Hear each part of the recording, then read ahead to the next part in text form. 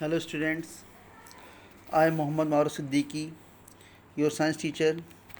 Today we will discuss about chapter 2. The name of chapter 2 is tissues means utak, and the name of today's topic is meristematic tissue.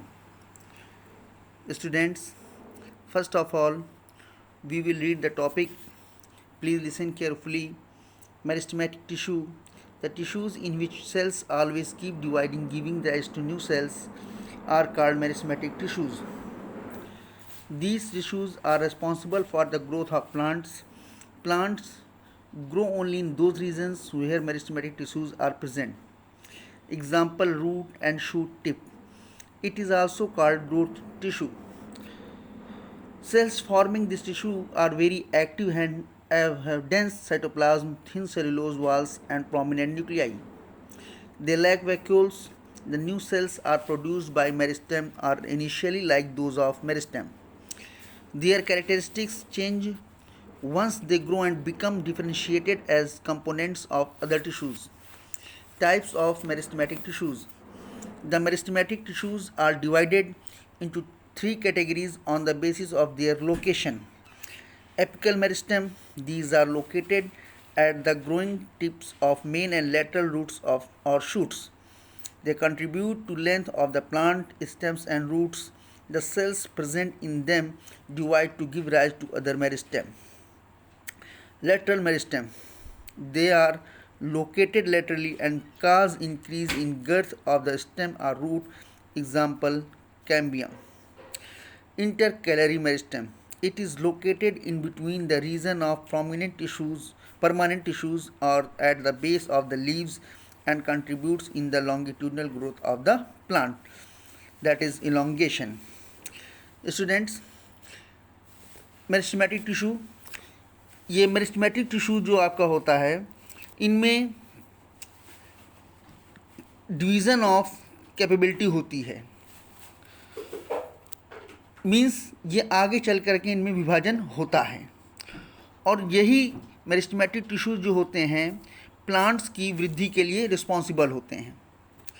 और जहाँ पर भी ये plant के उन क्षेत्रों में जहाँ पर मेरिस्टेमेटिक टिश्यू पाए जाते हैं वो क्षेत्र आपके जैसे कि रूट्स एंड शूट टिप, इन सब सारी जगहों पर आपके मेरिस्टेमेटिक टिश्यू पाए जाते हैं। इसीलिए इनको हम ग्रोथ टिश्यू भी कहते हैं। ये टिश्यू जो होते हैं बहुत एक्टिव होते हैं और इनमें साइटोप्लाज्म बहुत ज़्यादा होते हैं और इनकी दीवार जो होती है वो सेलुलोज की बनी होती है और इनमें न्यूक्लियाई केंद्रक जो होता है वो साफ दिखाई देता है और इनमें वैक्यूल की कमी होती है। New cells produced by meristem are initially like those of meristem. Meristem में ज़्यादातर जो न्यू सेल्स हैं यानी नई नई कोशिकाएं जो होती हैं वो बराबर डिवीज़न होने के बाद दिखाई देती हैं।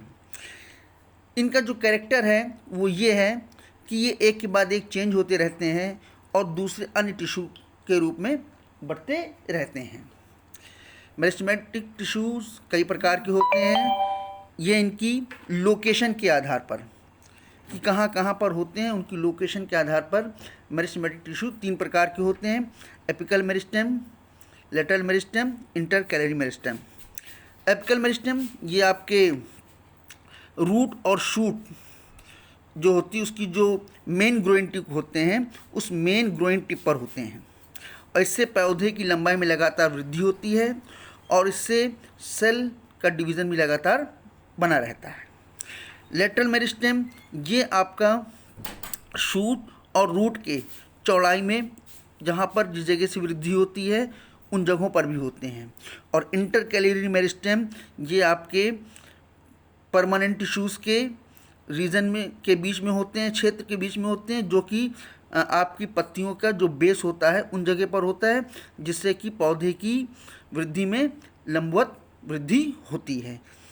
आप सभी लोग स्टूडेंट्स इस मेरिस्टेमेटिक टिश्यू को अच्छी तरीके से पढ़िएगा और इसके टाइप्स को भी पढ़िएगा और जो भी इसमें लर्न करने वाली चीज़ उसको लर्न करिएगा। बाकी हम आपको वर्चुअल क्लासेस में बताएंगे। Thank you.